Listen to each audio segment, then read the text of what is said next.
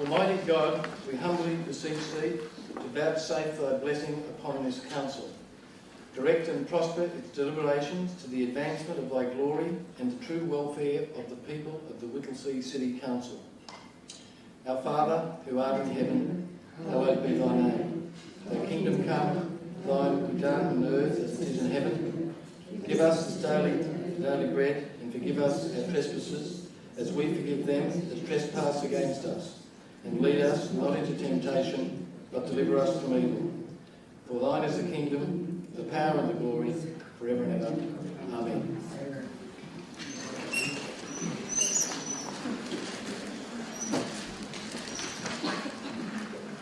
Good evening and welcome everyone.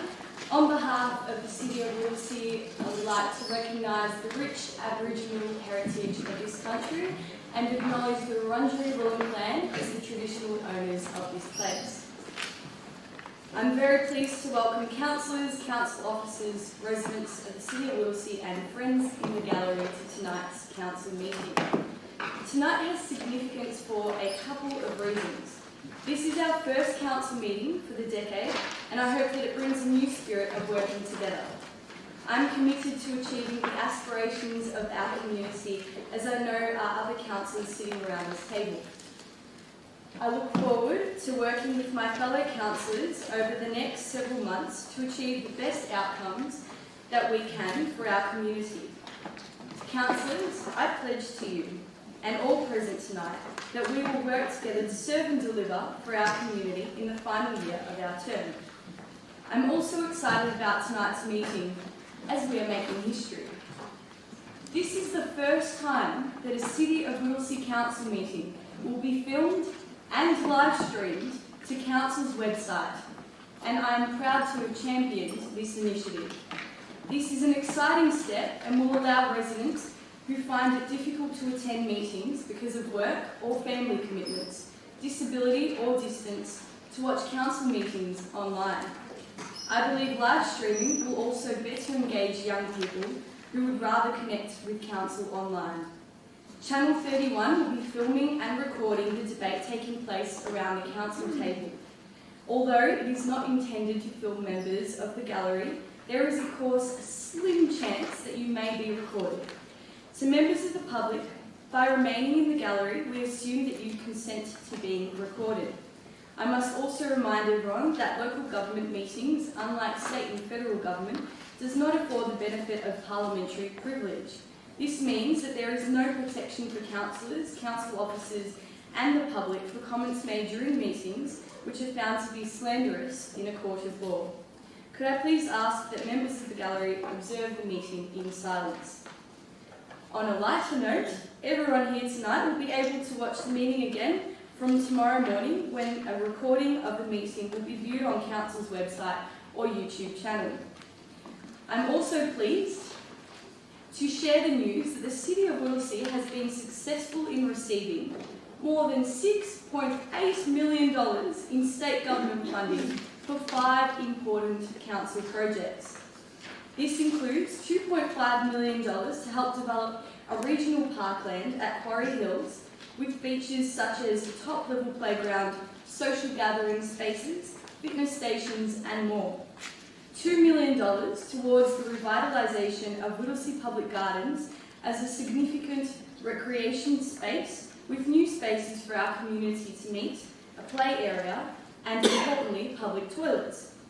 $375,000 towards the upgrade of Whittlesea Community Skate Park, $500,000 to help with essential upgrades to McLean's Road Kindergarten in Bundoora, and $1.5 million to continue the Laywell Streetscape upgrade.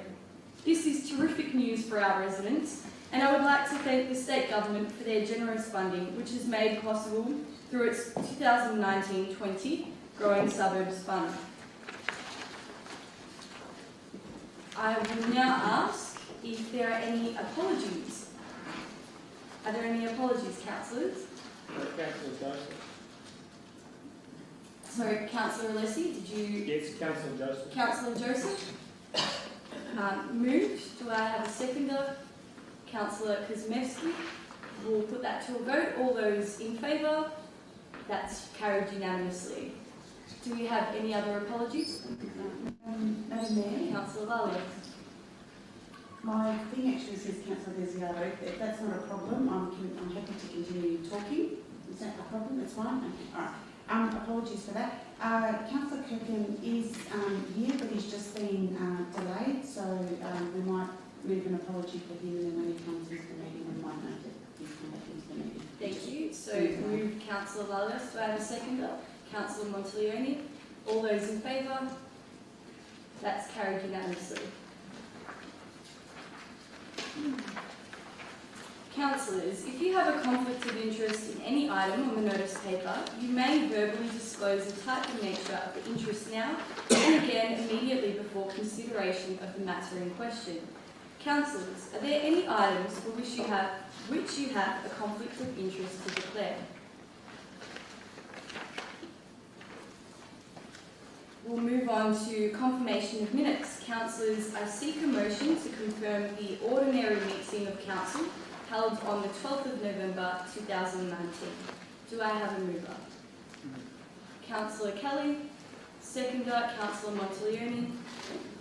All those in favour? All those against? That is carried. I now seek a motion to confirm the ordinary meeting of Council held on the 10th of December 2019. Do I have a mover? Moved Councillor Desiato, seconded Councillor Montaglioni. All those in favour? All those against? That is carried.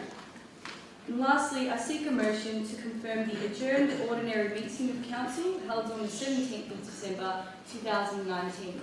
Do I have a motion? Moved Councillor Kelly, seconded Councillor Desiato. All those in favour? All those against? That is carried.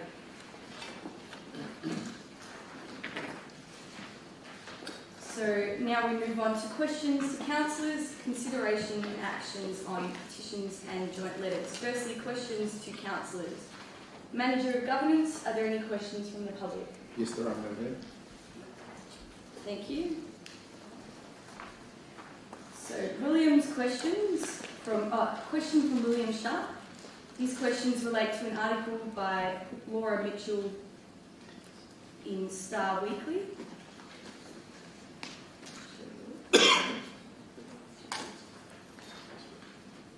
Okay, so the first question is Mr. Cox now employed by council or a trade union organisation to be a worker, advocate or industrial official to represent the City of Whittlesea employees?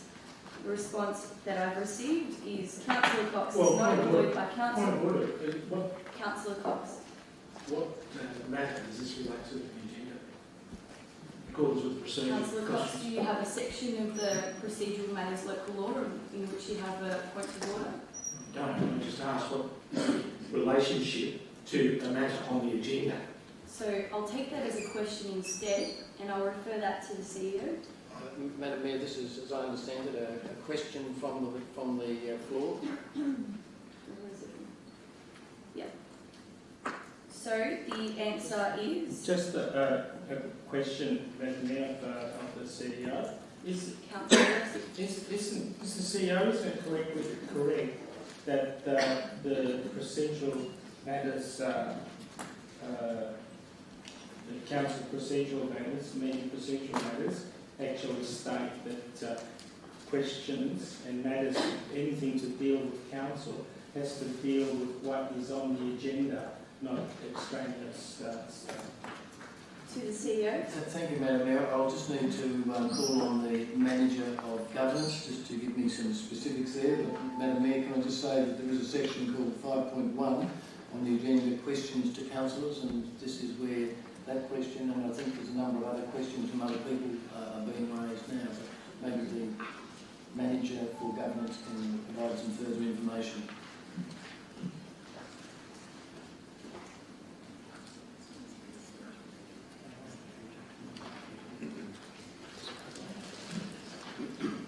Thank you, Madam Mayor. The Procedural Matters Local Law provides for two reasons for items to be included in the public question time. Either the first is for a matter that's on the agenda, or The second criteria relates to a matter of governance significance to the municipality. And as I understand it, the questions are relating to a petition which is attempted to be tabled at the previous council meeting, and it was subject to subsequent media attention. Thank you, Manager of Governance. I'll continue to read. The response to the first question was, Councillor Cox is not employed by council or a trade union organisation to be a worker, advocate or industrial official to represent the City of Whittlesea employees. 2. Is the purpose of this petition to create a precedent whereby a petition or vote of employees will determine the employment or dismissal of CEOs or management? The response I've received is that members of council staff have a right to submit a petition to council regarding a council decision. 3. Can council or councillor Cox explain the origin of the petition and who facilitated it to council staff? What information was given to staff prior to them making the decision to sign calling for Mr Overland to be reinstated? The response is, a councillor has the right under procedural matters local law to table a petition presented to them. 4. Has this action been a factor relating to the decision of Calvin Spiller to step down from his position as Acting Chief Executive Officer? The response I've received is the staff petition was organised by members of council staff and is not related to the decision of the Acting CEO in completing his assignment due to personal reasons. So I now have another question from Mary Ann Rosenthal. Question. Was the former CEO Simon Overland not meeting the KPIs set by the council? The response I've received is that information relating to the performance of the former CEO Simon Overland regarding meeting the key performance indicators set by council pertains to contractual and personal matters and as such is designated as confidential information. Then we have a question from that's the same one you've just provided me. The Manager of Governance will provide me the final question. Thank you. Is that also from... Okay, correct. So also from Mary Ann Rosenthal, was the former CEO Simon Overland not delivering the key strategic goals set by the council in the community plan? The response that I've received is information relating to the performance of the former CEO Simon Overland regarding delivering key strategic goals set out in the community plan pertains to contractual and personal matters and as such is designated as confidential information. And now the final one from Sarah Gaffarini, the co-chair of Whittlesea Reconciliation Group. The question is, at the December 12, 2019 Council meeting and officers report regarding how the celebrations held on the 26th of January occur each year was tabled. 1. Can councillors please provide an explanation to the Whittlesea Reconciliation Group as to why the preferred option as tabled was not the option endorsed and of the motion that was passed? 2. Can councillors please provide the Whittlesea Reconciliation Group with advice regarding which actions occurred or did not go ahead on the 26th of January 2020. The response I've received is that Council endorsed the officer's recommended option, option 2, to develop a more respectful and inclusive approach to celebrating Australia Day on the 26th of January. At this year's event, we were able to include Uncle Ron Jones's performance, an acknowledgement of history and a minute's silence. Council reviewed feedback from the Whittlesea Reconciliation Group and other members of the Aboriginal community with the morning ceremony required significant more time for consultation, partnership and organisation. Council is committed to working closely with the Aboriginal community to ensure a meaningful morning ceremony can be hosted in 2021. Moving on. Petitions and joint letters. Councillors, I note that we have the following petition, 5.2.1, request for the removal of trees in Conran Grove, Doreen. Councillor Desiato. I'd like to move the petition. Move Councillor Desiato. Do I have a seconder? Councillor Kelly. put that to a vote. All those in favour? All those against? That is carried. Councillors, are there any further petitions or joint letters? Councillor Cox. Thank you, Chair. Just to the question that's been put, as was previously put, I'd like to table the following petition that Councillor, that petition, as you recall, on the 17th of December, was considered confidential as through a resolution of council. So, Councillor, before you continue, I ask that you table that petition in the confidential section. I don't see why it's confidential.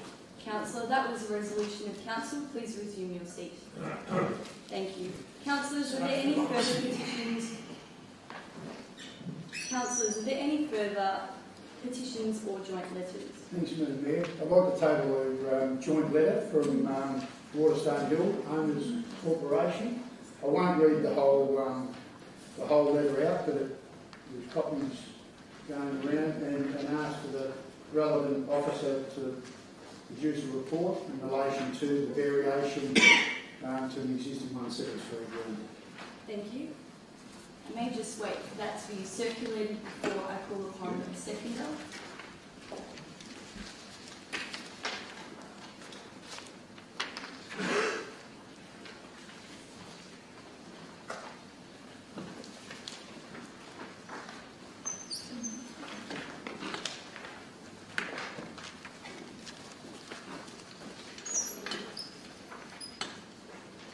Do I have a seconder?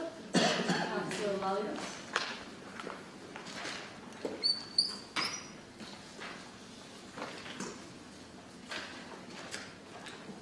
Just wait a moment for councillors to quickly peruse that. Councillor Alessi. Yeah, just a question. Yes. What was the motion that was made? I think Councillor Kelly said he's got a petition. What is he tabling It's a it? joint letter. A joint letter. Is he tabling it or Tabled. you tabled? Yes. And, Yes, tabling the and joint no follow-up. No, the report to be and call for a prepared report. in relation to the variation. Okay. Thank you. Thank you. So, councillors, I'll now put that to a vote. All those in favour? All those against? That is carried. Councillors, are there any further petitions or joint letters? Councillor Alessi. Now, I have a question of the CEO and probably the manager of governance can help. It's in relation to the petition. Now, it's my understanding that any councillor and in the local laws can present any petition. And I don't know what the petition was because the councillor didn't get a chance to even say what it was. Has the right to table any petition, joint letter from that's presented to a councillor or to the council. There's a section that actually says that individual councillors can table petitions. So, can I have some guidance in relation to that? Because the council's got a petition which he should be able to table at the open meeting. Thank you, Councillor Alessi. To the CEO. Thank you, Madam Mayor. Look, it was, as the Mayor said before, subject to the resolution of Council of the 17th of December meeting. However, it is a personnel matter in terms of people's names being shown on the petition. Madam Mayor, I'm probably going to have to ask the Manager for Governance for any additional comments if he has any other than that.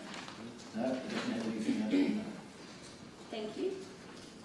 So, councillors, please, we'll move on to general business. Please indicate which items you wish to discuss from the agenda. We'll begin with Councillor Cox. I might have a question on 642.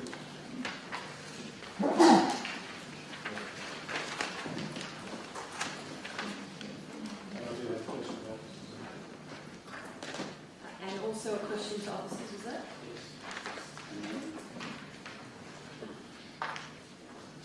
Councillor Pavlidis. Question on 621.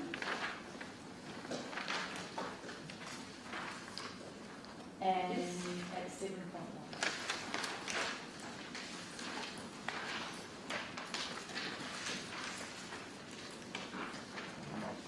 Thank you. Councillor Montelier. 7.1.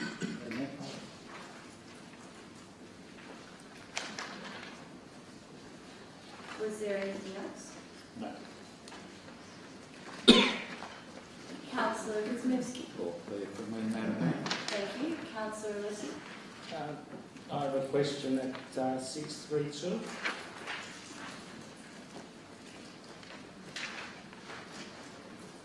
Yes.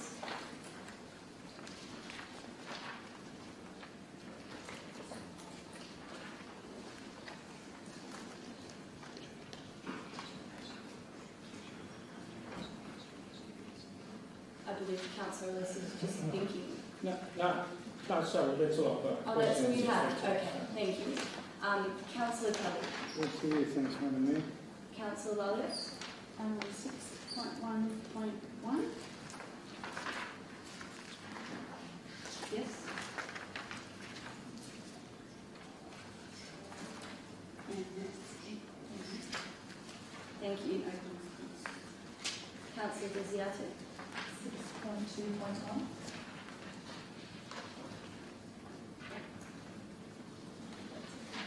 That's all.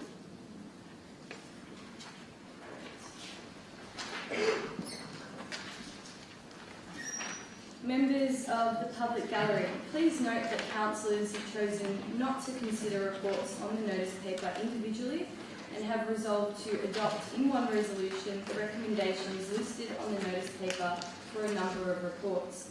Such a resolution has the effect of adopting the officer's recommendation for each of these reports. Councillors, can I have a motion to move all remaining items en bloc? Moved Councillor Kelly. Seconded Councillor Desiato. All those in favour? All those against? That is carried. Councillors, the remaining items of business will now be considered and voted on separately in the order they appear on the agenda. So we'll begin with item 6.1.1, Amendment C213, Epping Renewal Site 215315W and 325C Cooper Street, Epping, adoption. We have a question from Councillor Lalliot.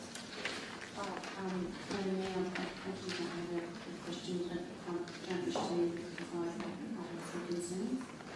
Okay, thank you. Do I have a mover? Councillor Cox. Do I have a seconder? Councillor Kuzmevsky. Are there any questions?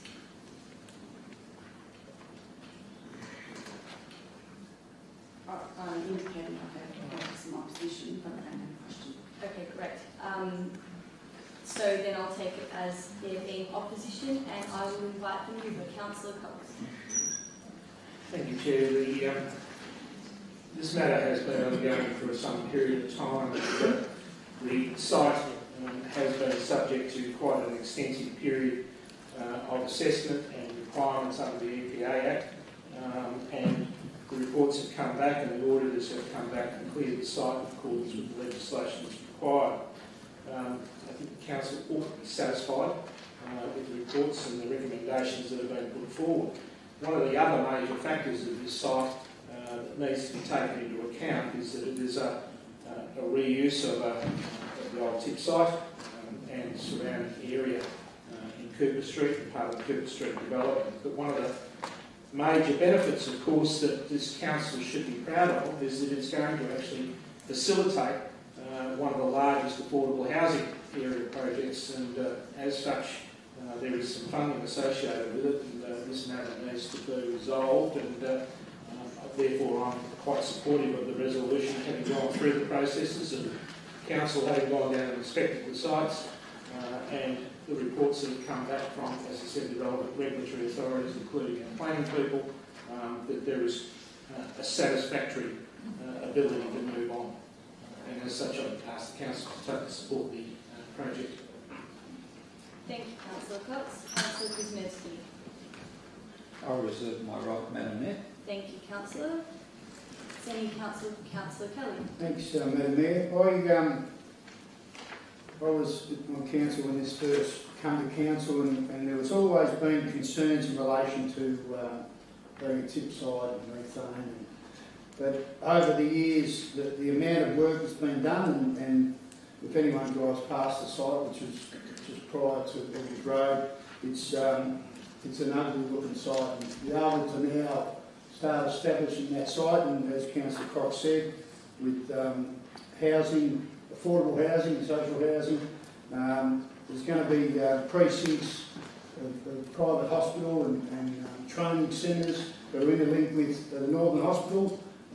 So I think it's a great achievement for the city to finally get to this stage. My concerns about the methane and being on the tip, the experts that have been involved and the reports that have been written, and the EPA guarantees and hoops that you've got to jump through to make sure that no one's going to be affected on the site.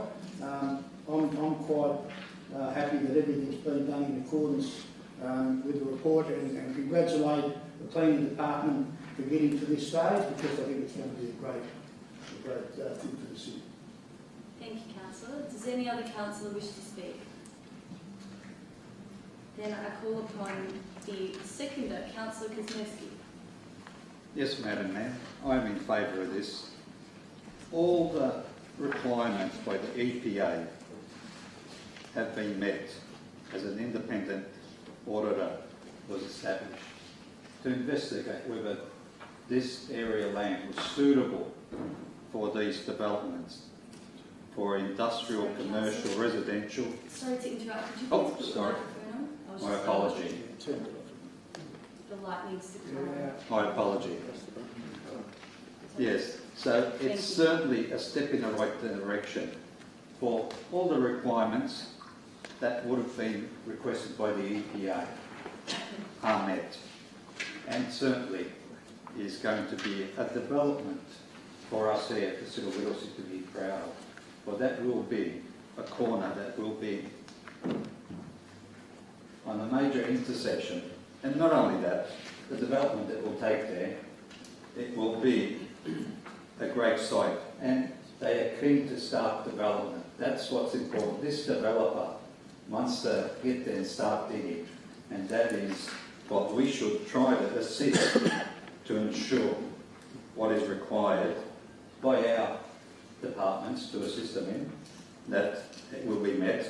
But not only that, they want to ensure that they will meet all the requirements that is requested by them to ensure these buildings and that development will be suitable, and that there will be no problems with what the past use of that land site was. So I'm quite sure that they've taken every step and ensured that it has been suitable, and there are stringent tests for them to continue to meet, so it's going to be suitable for people to live there. Not only that, it will be a recreational area to be enjoyed. There will be walking, and I would say running track, which I sort of would like to see there for our local residents to ensure, and I'm quite sure it's something that this council and its residents will be proud of. Thank you very much, Councillor. Councillor Cox, you have a right of reply. Thank you, Chair. There's nothing further to be said other than I will endorse what Councillor Kelly did put, that there were other developments such as the private hospital and the teaching, as well as a lower level retail development included in the complex with residential housing. But as I said, the most important factor and what this council should in fact be very supportive of is the affordable housing aspect, because it does relate to our first time commitment to that in planning procedures and also the funding from the Victorian Labor government. Thank you. I will now put that to a vote. All those in favour? All those against? That is carried. Madam Mayor, may I have my opposition to the vote recorded, please? Yes. The manager of governance will do that. Thank you. Item 6.2.1, Youth Advisory Committee 2020 Community Representatives. Councillor, I think Councillor Pavlidis has a question, and then I'll call upon Councillor Desiato. Yes, thank you, Madam Mayor, I actually have a couple of questions. The first question is, having read through the report, and I know we endorse the establishment of the GAP, the Youth Advisory Committee, and I know there's an inbuilt review process at 12 months. My first question is around the selection, because this report is asking us to endorse the 15 young people as stipulated in the report. I've had a little bit of indirect feedback come to me from the broader community, and the first question is, how do we recruit and how broadly do we recruit or promote, if you like, the idea, the concept, in order to gauge broad representation? That's the first question. Thank you. I'll ask that to the CEO. Thank you, Madam Mayor. I'll ask the Acting Director of Community Services, Neville Kurt, to come forward. Thank you, Neville.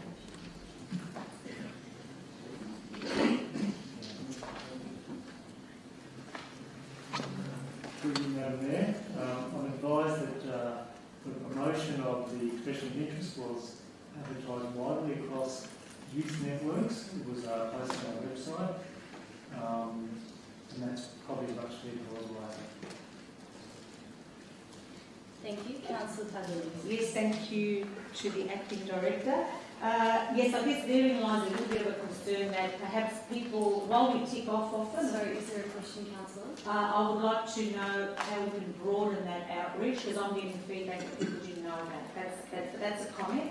But the second question is, given what we're trying to do here through the terms of reference and the establishment of the GAP, how, or are we planning to develop an action plan that will, I suppose, facilitate and roll out the purpose and the intent of what the GAP is going to do in order to differentiate it perhaps from other structures that are there trying to do similar things? So are we going to have an action plan?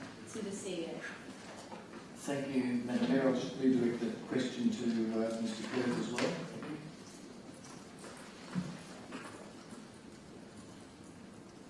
Thank you. Through you, Madam Mayor. So I believe that the committee will meet in March, and that part of the process will develop an action plan. This is a 12-month committee, so that will be on the agenda. Right. And my final question, Madam Mayor, is will some of that, or will the action plan come to council for our input as well, so that we can have a reciprocal, feedback process, if you like? Thank you. To the CEO. Thank you, Madam Mayor. Mr. Kurt again.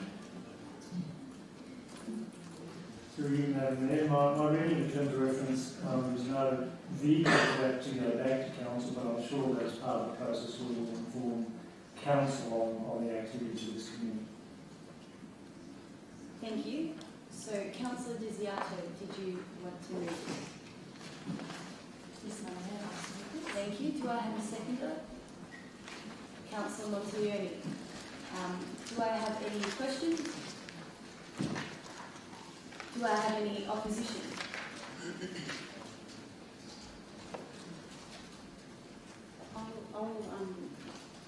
I think it's an important matter to discuss, Madam Mayor, so I'll say I've got a position that this is a debate. Thank you, Councillor. Councillor Desiato. Thank you, Madam Mayor. The Youth Advisory Committee provides a way for young people to interact with Council, to be a part of the decision-making process and contribute to the Youth Plan 2030. This is a great opportunity to allow young people to have a voice and express what they're passionate about and what impacts them now and in the future. It's important for young people to be able to shape their futures and have a say. I truly believe any life experience outside the school courtyard is highly beneficial for a young person. You can learn so much, meet wonderful people, and discover future career pathways. I look forward to working with the Mayor and the 15 members who have been selected between the ages of 12 and 25. I was lucky enough to be able to participate in Parliament years ago twice, and it changed my life forever. And I know this program will have a positive impact on those 15 members. There was, back then though, with Parliament, there was a cost to participate, whereas this isn't for the young people. So it's a good thing that an expense won't be a barrier with these young people participating in this program. I'd like to take a moment to thank and applaud our Mayor for bringing this proposition to Council. It's been amazing to work alongside with another young councillor who's bringing a fresh perspective to Council. Thanks. Thank you, you, Councillor Desiato. Councillor Montaglioni. I reserve. Thank you. Does any other councillor wish to speak? I do, so I'll stand before I call upon the seconder. 22% of our municipality is made up of young people. That is a lot of people who deserve to be heard. But there hasn't really been a proper decision-making platform for those young people. I looked at the youth plan at council and saw that under decision-making, all that we really had was a mayor's youth cabinet over the past 4 years, in which has only run once, and it was just a once-a-year summit with the mayor. And to me, it seemed rather tokenistic, because I really wanted an initiative where we engaged with our young people on an ongoing basis and allowed them to express their views on a number of council initiatives, and for them to also recommend things to the councillors so that we can better understand their points of view and better represent them also.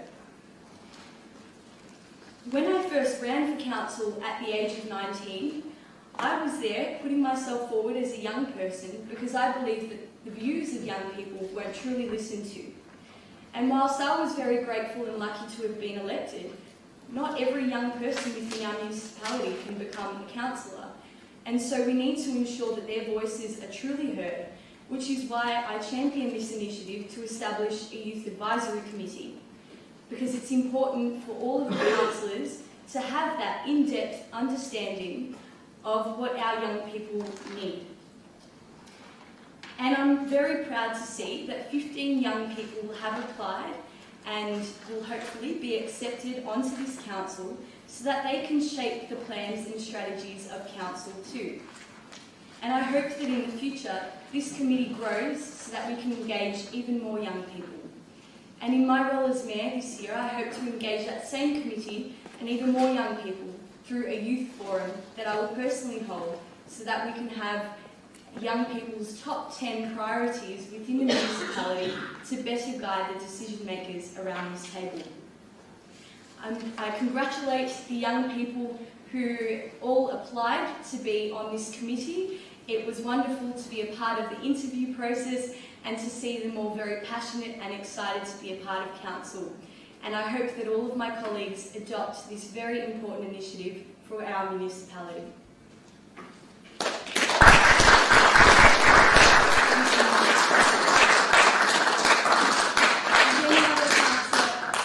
Sorry, I just need to remind the audience, thank you, but you do need to be silent during our council meetings.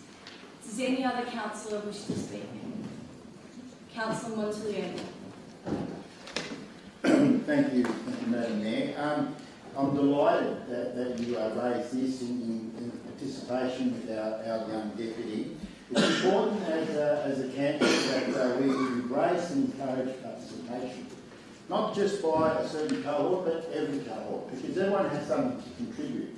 And I rightly agree with you that whilst I've been in this council, the youth seem to have been a voiceless part of the community, and this is a great initiative, just like live streaming is a great initiative. I commend you on bringing that. It's also another form of modernisation, because rightly so, we give a lot of emphasis to the elderly in our community, and they need our assistance, and that's exactly one of the core reasons why we're here. But we also shouldn't forget the youth, the future leaders of our community, and give them a voice and an opportunity to make a mark and a stamp on our community. You'll notice in the global realm there are lots of young people leading major corporations and space technology and modern applications of technology in all realms. And this is another way we can have the direct feedback from a section of our community that have an important message to say. So I welcome and congratulate everyone that's going to participate. I look forward to getting some robust information feedback. Thank you, Councillor Montaglioni. I allow a right of reply from Councillor Desiato. I have nothing further to add on that. Thank you. We'll put that to a vote. All those in favour? All those against? That is carried. We'll now move on to item 6.3.2, food waste recycling trial and municipal rollout. We have a question from Councillor Alessi. Thank you, Madam Mayor. I've got a question of the relevant director or health assistant in relation to this.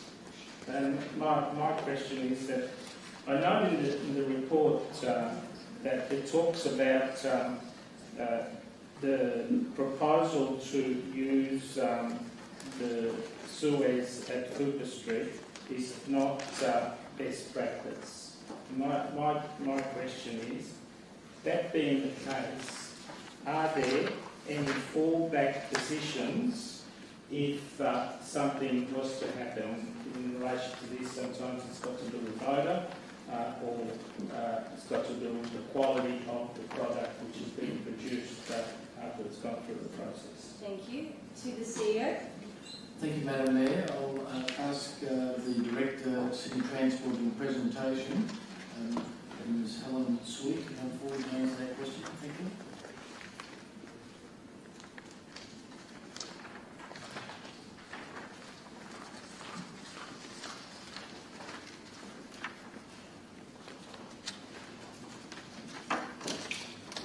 Thank you, Councillor.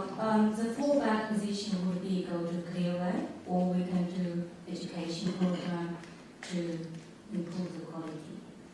Thank you. Thank you. In that case, I'll move the motion. I'll second. Moved Councillor Alessi, seconded Councillor Badleaders. Do I have any questions? Do I have any opposition?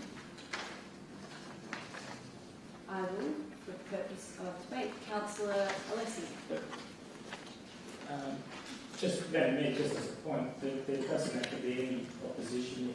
Only if people want to talk about it. The mover still has the right to speak even if there's no opposition. Thank you. Anyway, look, this is a fantastic start in trying to divert some of our refuse away from landfill.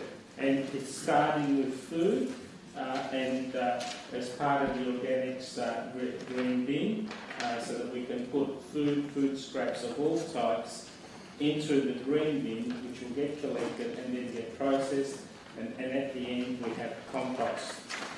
So it's a great thing because approximately 40 to 45% of our normal rubbish bin is food or food scraps.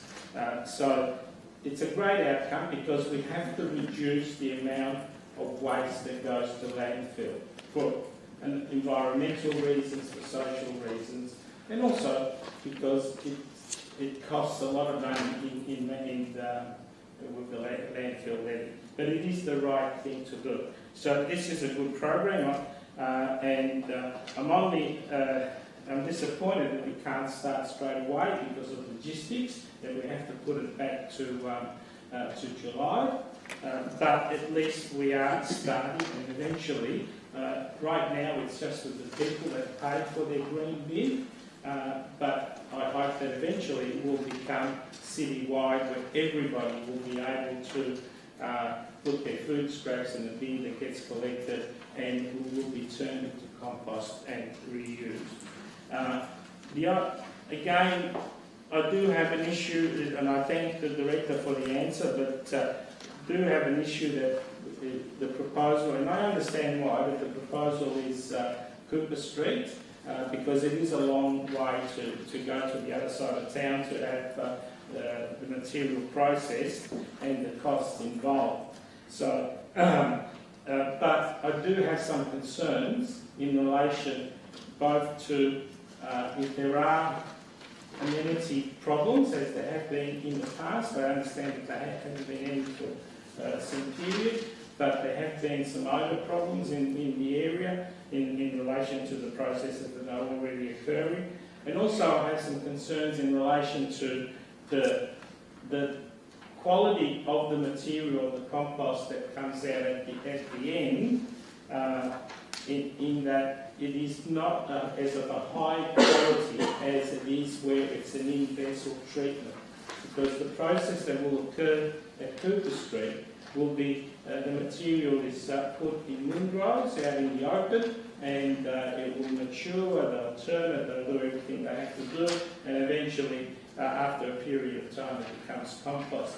But the state-of-the-art treatments are actually inside an airtight vessel where the temperature is monitored, the humidity is the correct type of humidity, and in the end you get a much higher quality of compost that can be used for greater applications. So that's my only concern, but I think it's a positive thing to do. It's fantastic that we're moving this way, and we need to look very seriously at the way that we handle our waste. This is only the start. This is the beginning, because there are a number of environmental issues with the way that waste keeps on increasing and the way that it's handled. And we can't keep on putting waste into landfill. It just so that we have to work out other ways of doing it, and there will be costs. We have to acknowledge that there will be costs in being able to handle the waste environment in an environmentally friendly way, so that as much of it as possible is resourced and reused, diverted, and so that just a little bit goes to landfill in the end. So I thank the officers for the report. They've obviously worked very hard on it, and I look forward to the full intro. And I should add that, of course, an education period is extremely important in this, because contamination is one of the big problems in relation to what people put in the bins, not just for this, for food, but also for normal recycling.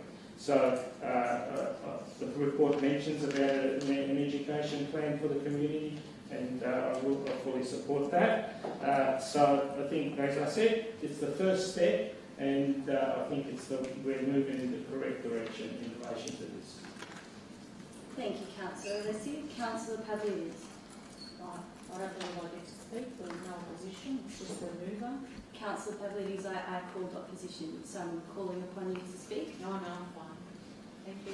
You're reserving your right, or you don't? No, I don't have anything further to contribute. Thank you for clarifying. Confirm with Any other councillor wish to speak? Councillor Desiato. Thank you, Madam Mayor. I'm really pleased that we're moving forward with this trial, finishing this trial and moving forward and making sure it impacts our community. As we know, food waste recycling does amazing things for our community and our planet. Typically, 40% of household garbage is organic waste. And by diverting this landfill, we are doing our bit to reduce greenhouse gases, as the waste doesn't decompose together well with plastics and all sorts of products. We can see we're all doing our bit for climate change now, and I'm glad that this council's taking a step in the right direction. Unfortunately, we have to wait till July, but at least it's happening, and we're doing our part, and the community can see that this is a priority to us. Thank you, Councillor Desiato. Does any other councillor wish to speak? Councillor Montaglione. Thank you, Madam. I have a question for you. Yes. Given that the significant amount of this material that's going to be in open windows and whatnot, ultimately I think the process is that decomposes, turns into compost. What is actually going to happen to that compost? Do we have any idea where does that compost end? To the CEO. Thank you, Madam Mayor. I'll ask the Director of City Transport and Education, Helen Sweet, to come to the microphone. Thank you.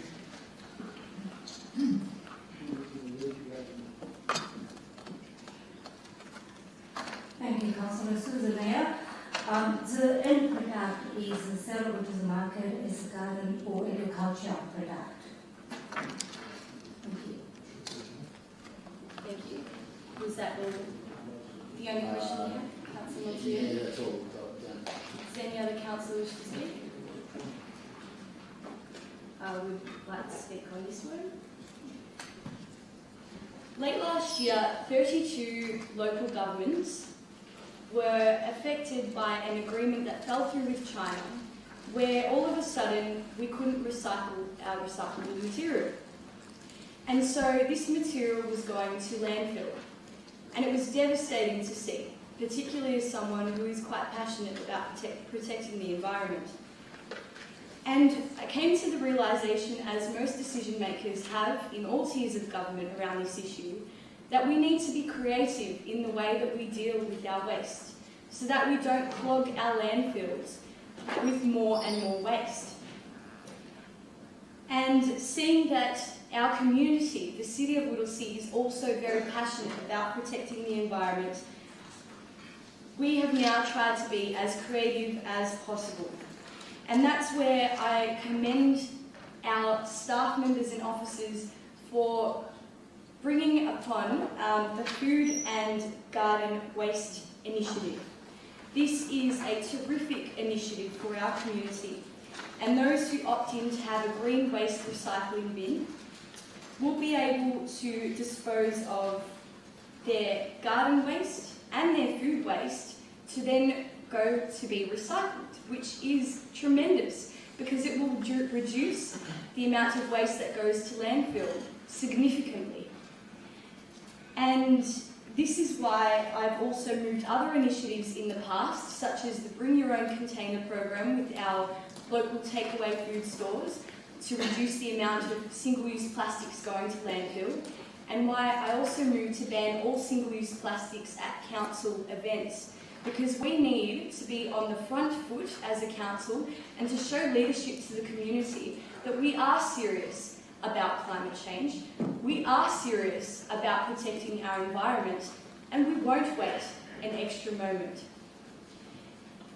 So that is also why I'm happy to see that there is an education plan in this report to better educate our community and to allow our community members to get passionate about this issue and to come up with feedback and ideas themselves. And I personally would be happy if community members were to approach me with other initiatives that council may be able to adopt around this, because we do need to be creative for the betterment of our community now and well into the future. So thank you again to the officers for a tremendous report. I hope that the councillors also see the positivity in such an initiative for our community. I will now call upon Just a point Councillor. of clarification, everything. I think it's important to stress that this initiative actually came from the councillors. Okay. Councillor Leslie, you have a right of reply. No one spoke against it. So. Thank you. We'll put that to a vote. All those in favour? That is carried unanimously. We now move on to item 6.4.2, the unconfirmed minutes of Order and Risk Committee. We have a question from Councillor Cox. Thank you, Chair. Look, it's because the report is actually currently confidential as well. I'm not sure whether the question can be answered, but there was a request for a report to be delivered within 1 month in the confidential part of the minutes. I'm wondering whether that report has been delivered. To the CEO, so the Manager of Governance does have a comment. Okay, I'm happy. Thank you, Madam Mayor. I'll ask the Manager of Governance to make a comment after me, if he wishes to. I think there were 2 reports, Councillor Cox. One of them was a personnel matter. Is that what I'm referring to? Yes, that report has come through, and it said there were no. Everything was done as it should have been done. Thank you. So I will follow up back. So that report will be delivered to councils. To the CEO. Yes, Madam Mayor. The next meeting of the Audit Committee, I think, is in the first week of March, and it will be in the minutes there to the next council meeting after that, which will be a few days later. Councillor Cox, did you have any further questions? No? I will now call for a mover. Do I have a mover? Councillor Montioni. Do I have a seconder? Councillor Kelly. Do I have any questions? Is there any opposition? No? I call upon Councillor Kelly. Oh, Councillor Montioni. There is nothing to add. Thank you. Okay. Seeing as As there was no opposition, we'll put that to a vote. All those in favour? That is, all those against? Carried. We now move on to questions to officers. Councillor Cox.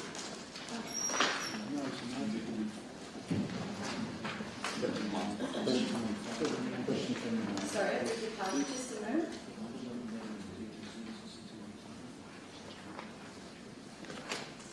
Oh, I beg your pardon, the sheet was not attached. We now move on to notices of motion. Item 7.1, notice of motion 881, public toilets at David Street, Labour. Councillor Monteleone is the author of this, unless Councillor Pavlidis has a question. Two questions. Yes, I think I indicated in the beginning of the agenda that I have questions to this.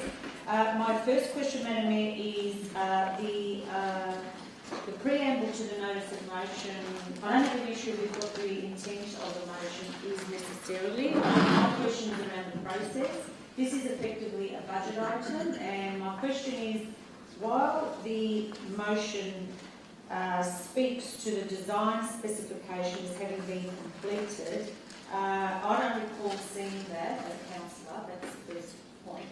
But my question is, do we have a business case for this project, given that we're talking about $400,000? It's not $40 or $40. So is that That's your the first question. to the CEO? Madam Mayor, I'll ask the Director of the Suite come forward. Thank you.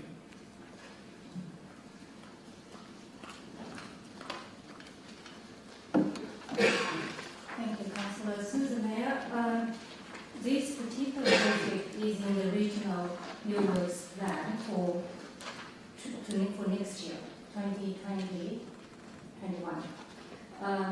If Council were to commence this work in this financial year, we will bring forward next year's budget. It's not in this year's budget. Thank you. Thank you, Councillor Pavlidis. Yes, thank you, Madam Mayor. I guess it begs the question, and given what the report stipulates, to commence by June 2020, which clearly is now, it's this year. So my question stands, have we commenced the project without a business case? And then the second question through the chair, through the CEO, acting CEO, is there a reason why we haven't followed the usual procedure in terms of bringing items up like this through the budget process? To the CEO. Thank you, Madam Mayor. I think that's probably a question to the mover of the motion, but my understanding, Madam Mayor, is that the funds are not allocated in the current budget. Thank you. Do I have a mover? Councillor Monteleone. Do I have a seconder? Councillor Kelly. Do I have any further questions? Is there any opposition? Yes. Councillor Monteleone. Thank you, Madam Mayor. I'll answer firstly, I'll provide some feedback into Councillor Pavlidis' concerns about the usual process. This is a toilet that we should have delivered 9 years ago. I'm not sure if the usual process is that we deliver important assets that the community needs today in 9 years' time, when we're supposed to deliver it today. I'm not sure if that's the process, the normal process. I'm not about the normal process, I'm about delivering the community needs today, because that's when they need it, Madam Mayor. So this was first identified in the master plan for the Laylaw shopping precinct. In that master plan, officers identified the renewal of those toilets were a high priority.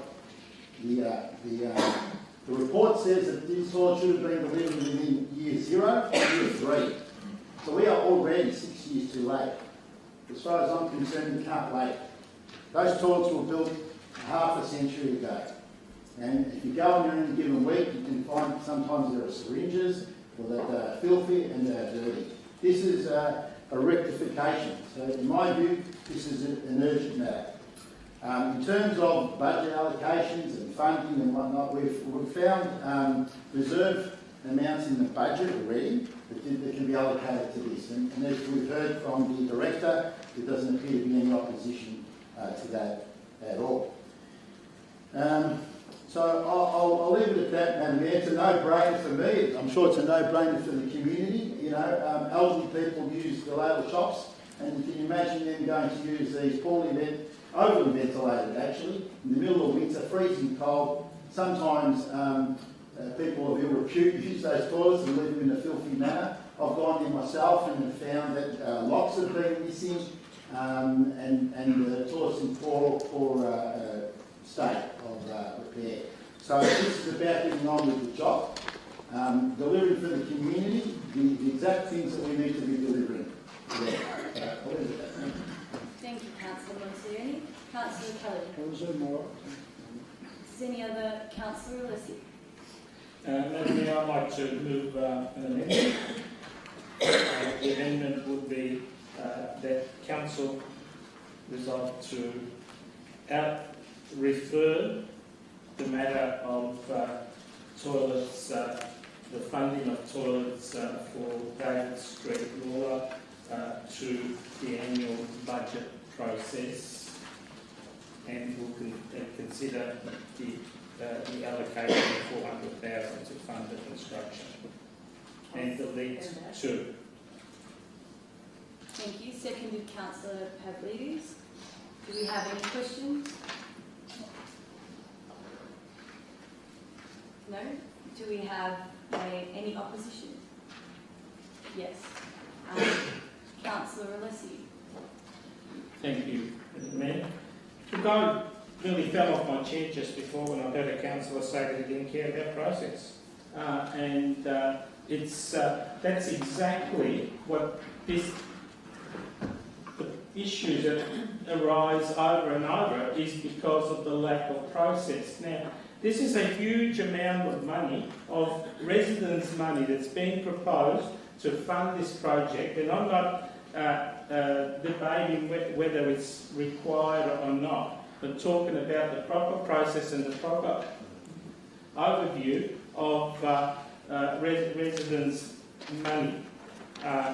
$400,000. It needs to go through a proper process. It needs to be considered. There needs to be a report looking at all the aspects from officers to councillors to see exactly what the situation is, what are all the issues. All the issues need to be canvassed, and then a cost-benefit analysis done to see which is the proper way to go or the best way to go, so that we make sure that we look after our residents' money. And to put a motion to council as a notice of motion and say, pluck $400,000 when it's not in the budget, it's not been put aside for anything, and then even add that, oh, you know, we find it here and there. No, I don't believe that there are slush funds in the city of Whittlesea, but some councils may have alternate views, because that's what it sounds like. So it's important that if this is to go ahead, and I've got no views one way or the other, but if this is to go ahead, it needs to go through a proper financial and material process, and council has appropriate advice where then it can make an appropriate decision. Thank you, Councillor. Councillor Pavlidis. Yes, thank you, Madam Mayor. In a similar vein to Councillor Whittlesea, I stand to express, I suppose, my concern in what I heard from my colleague. I am not about the usual process. Now, for me, there are two issues here. One issue is the community facility and the priority should be given to address community needs, and that's not the debate for me at all. The integrity of the issue is obvious, and that's not what I'm debating, that's not what I'm standing to address. The other issue is process and procedure. Now, I don't think I should have to really explain to any of the elected representatives sitting around this table why that is an absolute priority, an obligation, and it's incumbent upon each and every one of us to perform our duties, in this instance, with transparency, accountability and due process, due diligence. Now, I'm not sure what that was about. I'm not about the usual process. Anyway, I'm not going to labour on that. Suffice to say that I don't disagree and I don't debate whether we need updated, upgraded, hygienic public toilets. Yes, it's been an issue, but that's why we have protocols and procedures. That's why we are elected. That's why we are supposedly trained to follow, understand and perform and conduct ourselves with transparency and accountability. That's why I posed the questions initially. I think they're reasonable questions. They're not extravagant, other end of the spectrum questions. And it's really about following what we've tried to follow here. This is my 15th year now. Items like this to the tune of $400,000 have to follow due diligence and due process. They need a business case and they should be followed through the usual budget process. That's my concern. It's not the integrity of the issue. It's not about do we need to upgrade our toilets. We need to upgrade all of our community facilities, if you like, especially in the established areas like Labour. That's what we're talking about. And I know very well because I live, work actively in the municipality, in that particular ward, which, as you know, is the ward that I represent. So that's not the debate, that's not the question at the table. It's about due diligence, following the procedures and protocols around the budget. That's precisely what it's about. Thank you. Madam Mayor, just for clarification, I didn't get a chance to read what was being put up on the screen earlier, and I just a little bit of wordsmithing, if that's okay. Yes. And if we cut out the word will, because it's appropriate there, consider the allocation of $400,000 if appropriate. Thank you, Councillor. Does any other councillor wish to speak? Councillor Lowell. I have a question, Madam Mayor. And I apologise if this question is to be taken on notice, but it's an amendment, so obviously I couldn't provide the question earlier. I recall, and I'll give a bit of context, just to put the question into so everyone can understand. I recall at the last council meeting we had a discussion about David Street law, and I recall the former Director of Community Services advising that the plans had been prepared and that work had been undertaken in relation to these toilets, and they're almost ready to be built. Is that a correct understanding? To the CEO. Thank you, Madam Mayor. I'll ask the Acting Director, Mr. Cruz, to come to the microphone. The question is, are plans developed for the public toilets? Thank you, Mr. Cruz. Through you, Madam Mayor, I'm not familiar with that level of detail. As you're aware, Russell Watkins was the director at that time, so I wasn't at this meeting. So that's as much information I can provide. Okay, thank you, Mr. Cruz. We can find that information out for Councillor Lilius and provide that to her tomorrow. Thank you. Does any other councillor wish to speak? Councillor Kuzmowski. Yes, Madam Mayor. I too support the amendment, for it is important that we do follow due diligence, the process, what council must go through with items to be put up, and they should be always considered in the budget. And so I believe it is appropriate that this is referred to the budget of 2020-2021, and if it's appropriate, it will be considered and adopted in our future budget. So I think it is most appropriate that we do what is appropriate and important, and that there's good governance of how the council operates. So I think it should be referred to the next budget. Thank you, Councillor. Does any other councillor? Councillor Lullins. Well, thanks, Madam Mayor. I'll take this opportunity to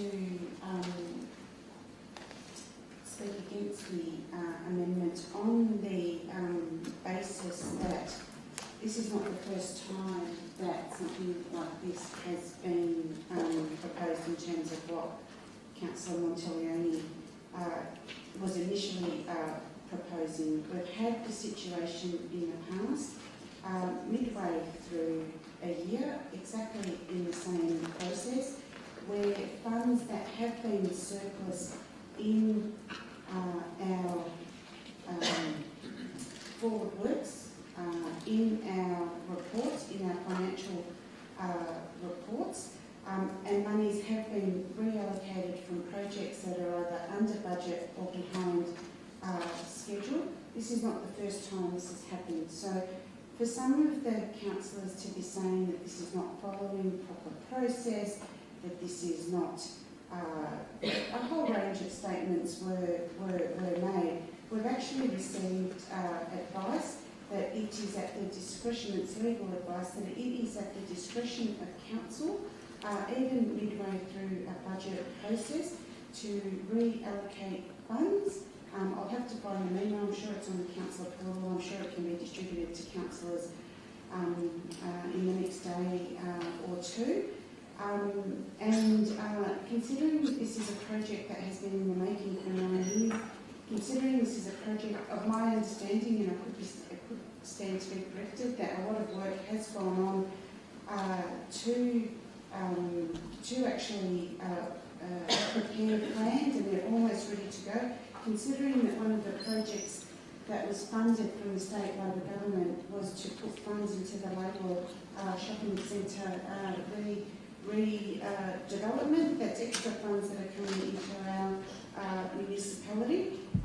It would be great if these toilets were done. These toilets are the bane of our community's existence. We know that they are awful. We know that they need upgrading, and that they've taken so long is not very pleasant for our community. And the sooner that these can be built, the better for our community. Thank you. Thank you, Councillor. Does any other councillor wish to speak? Councillor. Thank you, Chair. I support the amendment because it does go to process. And I mean, the comment that's just been made about midstream, councillors do have the right to change midstream a budget process. I don't have a problem with that. And that's a correct process. It is a correct legal interpretation. Council is actually responsible for its own destiny, something I'll talk about a little bit later. But we will need to take into account good governance and a process of planning. And what has not occurred on this occasion is that exact process. There is no debate about the toilets at the Whittlesea Shopping Centre being of poor quality, lack of standards being designed, but there has been a number of debates even in this term of council where council have considered the options of placing a toilet in another location, and that was down towards the mall. Now, that to me has actually better merit, and I think that one of the comments that probably should be taken into account is that are we actually having the toilets at the best location? Because they're up at one end of the centre. From the community's perspective, particularly the elderly that use the area, having that location is not the best location for the people to be using those toilets. So I have no difficulty in allocating funds, but I do want to actually, as a councillor that represents the ward, understand that we are building a facility that's going to get the best usage, and it's going to be the best for the community. And yes, we did have a recent streetscape development funded by the state Labor government part funded by the state Labor government that improved the shopping centre strip as we do at Thomastown as well. But we've got to make sure that we're actually in the best location. Just simply saying that we're going to have $400,000, rebuild the toilets and do it all before June doesn't wash with me, because I think it's just a rushed process. It's poor governance on behalf of the council. It's a poor process. So clearly I'd support the toilets, the same as at some point during the budget process I'd also raise that we actually can beautify the mall further and get better usage for the traders in that mall. In fact, I was talking to them last week about it, and it's a matter that I think that should be combined and looked at more fully, and a better planning process, and I'd rather take our officers through that process and make sure that we actually are locating the toilets in the best possible location for our community. To simply just move a notice of motion that says with $400,000 build the toilets and commence construction before June is not a proper way to go, and it's just poor governance totally on our part. Thank you. Councillor Whittlesea. Thank you, Madam Mayor. I just want to dispel a couple of amusing comments. I completely commend and agree with a large amount of comments made by Councillor Cox. He's absolutely right. There is no debate. There isn't any. But to simply say that we need to follow a process, well, clearly, Councillor Alessi, we are following the process. I am not proposing something that's never been done. I'm not making up the $400,000 thing. These were figures provided by officers. If you feel you have some... So, Councillor, please direct your argument through the chair. Sure, certainly. Thank you. If Councillor Alessi feels that those figures require some feedback or comment, I invite him to speak to the officers who made this figures. I certainly have done my homework on this. This is 9 years. We can't wait. The community has waited 9 years for a facility they should have had delivered in that year that report was made, or could have been delivered in that report. The council, unfortunately, has sat on its hands on this issue, and what should we do? Wait for a miracle? Wait for some piece of land to miraculously appear that we can build another toilet perhaps in a more appropriate location? Well, I suggest that we provide the best we can to our community, and that might mean building 2 toilets, and so there. That is what we are here for.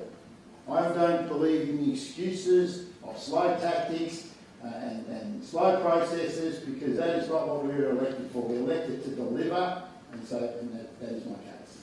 Bravo. Thank you. Does any other councillor wish to speak on the amendment? Well, then I will put that to a vote. All those in favour of the amendment? All those against? That is lost. Now, a division has been called. All those in favour of the amendment? We have councillors Cox, Pavlidis, Kuzmevsky and Alessi. All those against? Councillors Stojova, Monteleone, Kelly, Lalios and Desiato. That is lost. We now move on to the substantive motion. Does any other councillor wish to speak before I call upon the seconder? Councillor Desiato. Madam Mayor, I would like to move an amendment to the motion. Yes. What is your amendment? I'd like to change the points and add point 1 as seek a report from the officers about the best location and further information about the toilet, and still keep the remaining 2 points. We'll just wait for that to be written up on the screen.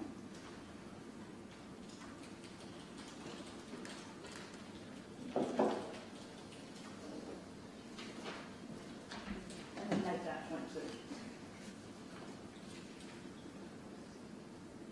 And then just remove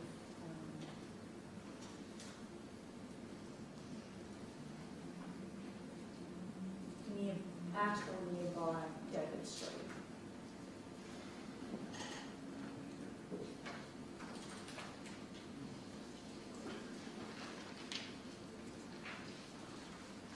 Is that right, Councillor Desiato? Yeah. Thank you. Do I have a second? Before you move to a second amendment, do you mind reading out the proposed amendment? Councillor Desiato, you can read it. So I'd like to move the amendment that council resolve to 1, seek a report from officers of best information and best location for the public toilets. 2, allocate $400,000 to fund construction of new public toilets located at or nearby David Street Labour shops, and 3, commence construction by June 2020. Thank you. Do I have a seconder? Isn't the process to ask the original person if they agree or not? Oh, well, you may. And build up that. Madam Mayor, I don't approve of the adjustment, Councillor. Thank you. Zio. Thank you, councillor. Well then, I will second that. Do I have any questions? Councillor Kelly. Thanks, Madam Mayor. I'm just wondering, there appears to be information, there appears to have been work done, there appears to be communications that I'm not aware of, but obviously there's been discussions because of the longevity of the project. I'm just wondering, with the mover of the original notice of motion, or the author, whether we could defer this notice of motion until we get some information in relation to the, because the only issue I have is it appears that we're all in agreement about the Councillor, sorry, you're... So my question is, could we defer until we get the information that other people obviously have about So this? are you moving a deferral then? Yeah, well, I'm just asking. Unless Councillor Montalini would like to. It sounds like Councillor Kelly's trying to be collegiate with you and asking you. No, I'd rather not. There have been multiple reports. That's okay. 9 years in the making. I don't know. Sorry. Okay, thank you, Councillor Montalini. So to clarify, Councillor Kelly, were you moving a deferral? Councillor Cox. Chair, my understanding is that Councillor Kelly is the second of the motion from the council. But I'm happy to move the deferral. But the matter why I'm saying. Okay. So now we have a deferral moved by... I'm just receiving advice from the Manager of Governance.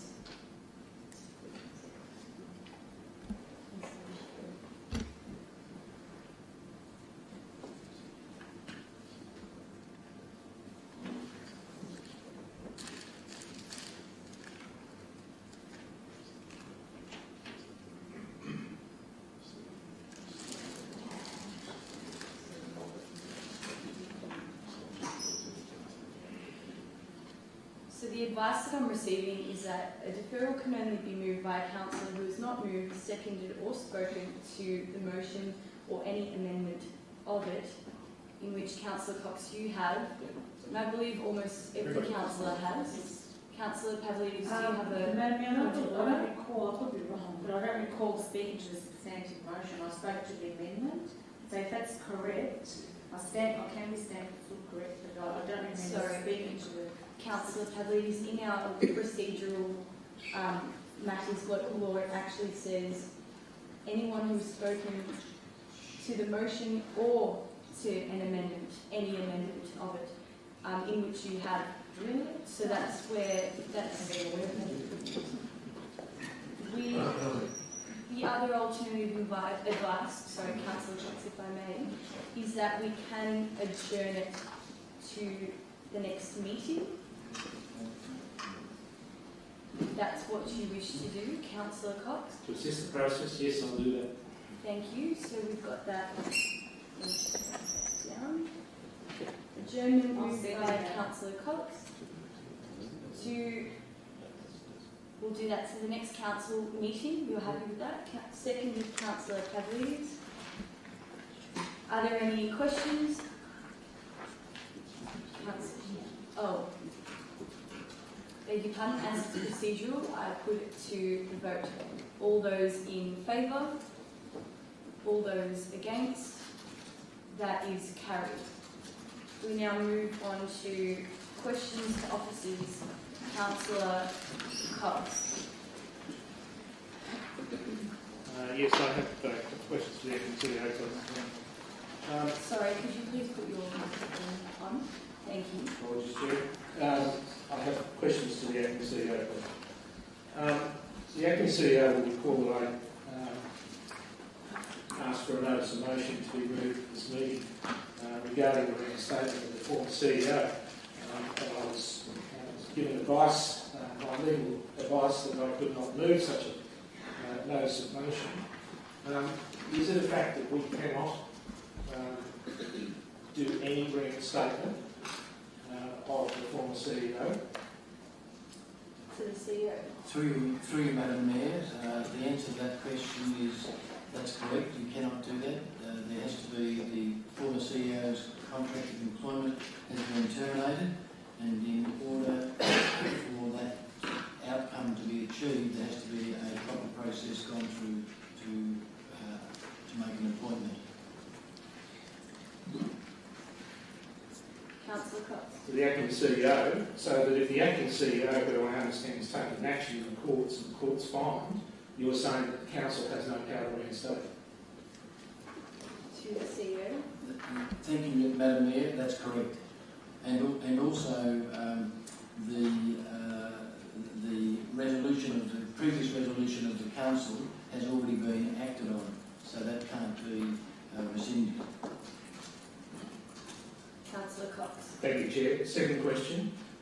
Could the acting CEO provide a current updated figure on costs for the legal advice in relation to the former CEO from Freak Hills and the Civic Group? Yes, Madam Mayor. To the CEO. Thank you, Madam Mayor. I've just received the third account. The three accounts in total add to $93,000, of which there's $24,000 within that $93,000 that's attributable to the City Club. Councillor Cox. Is the acting CEO going to provide council with a breakdown of how that advice has been provided, in particular in relation to the Civic Group that is restricted purely to matters related to the acting CEO, to the former CEO? To the CEO. Madam Mayor, I haven't thought about that before, but thinking about it now, I don't intend to do that. Thank you. Are there any... Can I just say, sorry, Madam Mayor? No, of course. Can I just say that the one account that has been paid has been gone through in detail by myself and ticked off all the items, and there were some other items that I wasn't acting CEO for that I've asked the Mayor to tick off, and she's given her approval, I've given my approval, and with the other two invoices that I now have, including the one that I saw earlier today, I will be going through those in minute detail again. Thank you. Are there any further questions? Seeing as no councillors have indicated an urgent item of business or a report from a delegate, we now move on to confidential business, in which councillors are required a motion to close the meeting to the public under Section 89 of the Local Government Act 1989 for consideration of confidential items. Moved Councillor Kuzmeski, seconded Councillor Monteleone. All those in favour? That is carried unanimously. Thank you. I now ask